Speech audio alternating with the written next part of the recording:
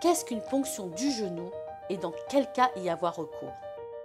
Le patient est en consultation, il est allongé sur la table du médecin, et lorsqu'on a un genou important, un gros genou qui est douloureux, l'examen va révéler un gonflement du genou qui est prédominant dans la partie située au-dessus de la rotule.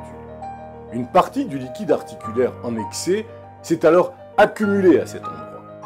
Après une désinfection soigneuse de la peau, l'isolement du point de ponction par un champ troué, c'est un champ stérile, et l'utilisation de matériel à usage unique permettra d'introduire une aiguille, donc à l'angle supérieur et externe de la rotule, et après 1 à 2 cm à l'intérieur, l'aiguille va pénétrer dans l'articulation.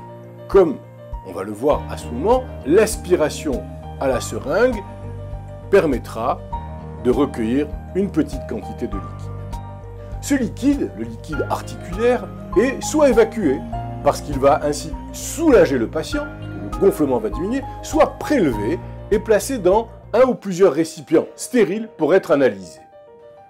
Il faut savoir que dans la gonarthrose, l'épanchement est dit mécanique. Ce qui fait que le liquide articulaire que l'on va ponctionner est de couleur jaune clair. Il est transparent et légèrement visqueux. Il est rare que le médecin demande qu'il soit analysé. S'il l'était, l'examen montrera que le liquide est stérile et assez pauvre en cellules. C'est vraiment un épanchement mécanique.